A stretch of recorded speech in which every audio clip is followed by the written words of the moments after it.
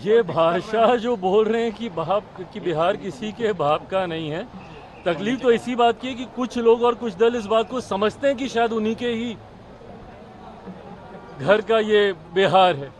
ये खास तौर पर हिंदू त्योहार का तो मतलब ही यही रहा है कि हर कोई मिलजुल कर इन त्योहारों को मनाता रहा है। जो राजद के लोग हैं वो जो धार्मिक असंतुलन फैलाने का प्रयास करते हैं, तुष्टीकरण का प्रयास करते हैं, ये गलत है। बाबा बागेश्वर बिहार में उन्होंने कहा है हिंदू राष्ट्र बनाने की बात कहा है, साथ ही साथ बिहार को हिंदू राज्य बनाने की बात कैसे नीचे करो। ये कौन सी बात उन्होंने पहली बार बोली है? बाबा बागेश्वर ने हमेशा से अपनी इस इच्छा को जाहिर किया है कि वो भारत को एक हिंदू राष्ट्र बनता हुआ देखना चाहते। जो लोग उनसे सहमत हैं वो उनके कार्यक्रमों में जाते हैं, उनमें आस्था रखते हैं, उनकी बातों को, उनके प्रवचन को सुनते हैं। और एक बहुत बड़ी देश की आबादी है जो उनकी बातों से सहमत होती है। बहरहाल बिना इस विवाद में गए हुए कि वो क्या कह रहे हैं नहीं कह रहे, देश चलेगा तो संविधान के आधार पर चलेगा। और जो राजनीतिक दल, हर धर्म गुरु की इच्छा होती है कि देश उनके धर्म के आधार पर चले। ऐसे में वो अपनी इच्छा को रखते हैं, उनके अनुयायी उनकी बातों को सुनते, मानते, समझते हैं। ऐसे में मैंने पहले भी इस बात को कहा है कि किसी भी राजनीतिक दल को इसमें हस्तक्षेप करने का कोई मतलब ही नहीं है। जब ये बात स्पष्ट है कि देश संविधान के आधार पर चलेगा, बट कुछ राजनीतिक दल उसमें अपनी राजनीतिक रोटियां सेकने के लिए, तुष्टीकरण की राजनीति को बढ़ावा देने के लिए और किसी एक धर्म विशेष को अपने पक्ष में करने के लिए बिना मतलब के इसमें आरोप प्रत्यारोप लगाने लगते हैं। बाबा बागेश्वर ने पहली बार नहीं कहा, उन्होंने कई बार इस बात को कहा। बट ऐसे में जो यहाँ के स्थानीय राजनीतिक दल हैं, पहले तो उनके आने का ही विरोध करने लग जाते हैं, उसके बाद उनके यहाँ रहने का, उनकी बातों का, उनके कहे का। भाई आप एक राजनीतिक दल है, आपको क्या लेना देना कोई धर्मगुरु आके क्या कह रहे हैं नहीं कह रहे हैं। जब किसी दूसरे धर्म के लोग अपने धर्म के बारे में सारी बातें करते हैं तब तो ये लोग नहीं बोलते राजद जैसी पार्टियाँ। क्यों? क्योंकि उस वक्त इनको तुष्टीकरण करना होता है। हकीकत ये है कि देश में एक बड़ा राजनीतिक दल और खासतौर पे विपक्षी दलों का एक समुदाय अब ऐसा बन गया है जिनके लिए भारत में सेक्युलरिज्म का मतलब एक धर्म विशेष का तुष्टीकरण करना है। ये सोच ही पूरी तरीके से गलत है। राजनीतिक दलों को अपनी टिप्पणी सिर्फ राजनीतिक आधार पर ही रखनी चाहिए और सिर्फ सरकार की नीतियों के आधार पर करनी चाहिए। धर्मगुरुओं ने कई बार ऐसी बातें कही और कई धर्मगुरु ऐसी बातें करते रहे हैं। इस विवाद में किसी राजनीतिक दल को पढ़ने की जरूरत ही नहीं है। राजद के पास अगर इतना ही समय है तो फिर वो भी अपनी एक धर्मशाला अलग से खोल लें। फिर क्यों वो किसी एक राजनीतिक संगठन का हिस्सा बने हुए हैं? अगर उनको टिप्पणी करनी है, करें ना भैया, बिहार में हमारी सरकार को लेकर, करें देश में हमारी सरकार को लेकर।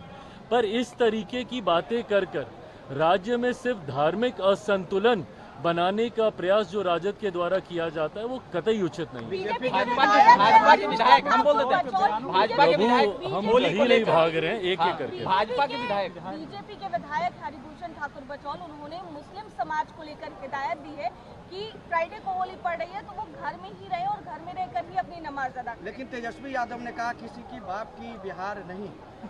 हम देखते हैं। देखिए ये भाषा जो बोल रहे हैं कि बिहार किसी के बाप का नहीं है, तकलीफ तो इसी बात की है कि कुछ लोग और कुछ दल इस बात को समझते हैं कि शायद उन्हीं के ही घर का ये बिहार है।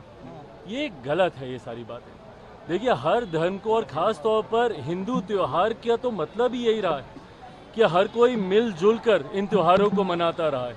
हम लोगों ने दशकों तक गंगा जमुनी तहजीब का उदाहरण देने का हम लोगों ने काम किया। और होली जैसा त्यौहार तो खास तौर पे एक ऐसा त्यौहार है जहाँ पे तमाम गिले शिकवे भूलकर हर कोई एक साथ मिलकर त्यौहार मनाता है।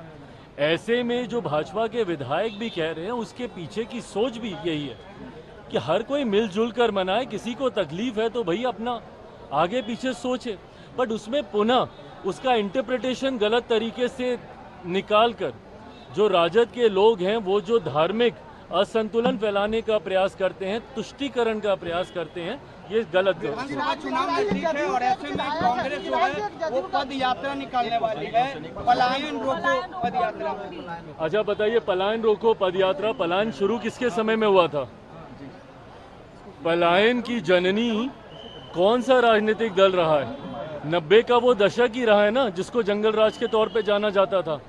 जब वो पलायन का जिक्र करते हैं, पलायन रोको की बात करते हैं, भाई हमारे मुख्यमंत्री ने तो कहा कि उनका सपना है और वो चाहते हैं कि बिहार से ना सिर्फ पलायन रुके बल्कि जो लोग पलायन कर कर गए हैं वो वापस अपने राज्य में आए। बिहार फर्स्ट, बिहारी फर्स्ट के माध्यम से मैं ये कहता हूँ कि एक दिन हम लोग को ऐसे विकसित बिहार का निर्माण करना है और करना ही होगा, और ये होगा ही जब ना सिर्फ बिहार से पलायन रुकेगा बल्कि जो लोग पलायन कर कर गए हैं वो अपने राज्य में वापस आएंगे। पर ये टिप्पणी कांग्रेस किसके प्रति कर रही है? राजद के प्रति ही कर रही है ना, जिनके समय में सबसे ज्यादा पलायन हुआ था। आज मैं भी देश के कोने कोने में जाता हूं, वहां पर जब बिहारी मिलते हैं वो मजबूर हुए हैं बिहार को छोड़कर दूसरे राज्यों में जाने के लिए। जब मैं विदेश की यात्रा पे भी जाता हूं, वहां पे भी खास तौर पर बिहारी डायस्पोरा से इंटरेक्ट करता हूं, उनसे मुलाकात करता हूं, और उनका वो दुख मुझे उनकी बातों में दिखाई देता है कि किन परिस्थितियों में उनको अपना प्रदेश छोड़कर दूसरे देशों में जाना पड़ा और आज पीढ़ियां वहीं पे बस के रह गई हैं, अपने ही राज्य में प्रवासी कहलाते हैं। तो जब कांग्रेस ये बात कहती है तो सीधा निशाना कहीं ना कहीं ये राजद पर ही है। और इस बात को मैं कई बार कह चुका हूं, पुनः दोहराता हूं कि ये महागठबंधन का जो स्वरूप चुनाव से पहले अभी दिख रहा है, संभवतः ये स्वरूप चुनाव में हम लोग को देखने को नहीं मिलेगा। जिस तरीके से महागठबंधन के विभिन्न घटक दलों के बीच में ही एक वर्चस्व की लड़ाई शुरू हो गई है, चुनाव आते आते तक आप देखिएगा कि इस वर्चस्व की लड़ाई का परिणाम होगा कि राजद कांग्रेस, और एक बार पहले भी ये हो चुका है, पहले भी राजद कांग्रेस अलग होकर चुनाव लड़ चुकी है, वर्चस्व की लड़ाई में इस बार भी देखने को मिलेगा। और जिस तरीके से कांग्रेस के तेवर हैं और जिस तरीके से केंद्रीय नेतृत्व से लेके बिहार का जो उनका संगठन है, जिसको इस बात की समझ अब आ चुकी है कि उनके पास खोने के लिए ज्यादा कुछ नहीं है। जितनी सीटें उन्होंने जीती है, संभवतः अकेले लड़के इससे ज्यादा सीटें वो जीत सकते हैं। तो ऐसे में कांग्रेस और राजद एक साथ मिलकर चुनाव लड़ेंगे। मुझे ऐसा नहीं लगता चुनाव आते आते तक महागठबंधन पूरी तरीके से खंडित हो जाएगा। औरंगजेब मामले को लेकर मोदी आज मॉरिशस के दौरे पर है, पूरे बिहारी स्टाइल में उनका वहाँ वेलकम हुआ है। ऐसा बिहारी आप कैसे देखते हैं उनके इस पल को? खुशी होती है जब दूसरे देशों में बिहारी स्वरूप में हमारे देश के मेरे प्रधानमंत्री आदरणीय नरेंद्र मोदी जी का जब स्वागत होता है। मॉरिशस एक ऐसा देश है जहाँ पे बड़ी आबादी बिहारियों की है, और ऐसे में जब हम लोगों की परंपरा से उनका स्वागत वहाँ पे किया जाता है, प्रधानमंत्री जी वहाँ के एक राष्ट्रीय कार्यक्रम में बतौर मुख्य अतिथि के तौर पर वहाँ पर सम्मिलित होने गए हैं, और मैं मानता हूँ कि हम सब के लिए, देशवासियों के लिए और खास तौर पर बिहारियों के लिए ये गर्व का क्षण है। औरंगजेब मामले को लेकर क्या कहेंगे? कई विधायक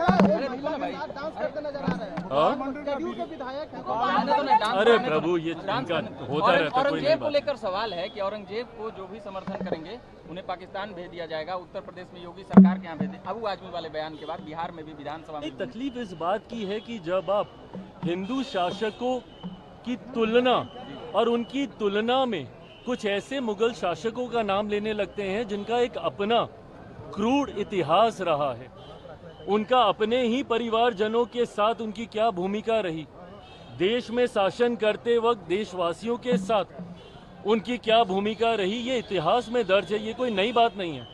पर ऐसे में हिंदू शासकों के सामने तुलना करते हुए जब आप उनको ऊंचा दिखाने की सोच रखते हैं तो ये तुलना ही गलत है।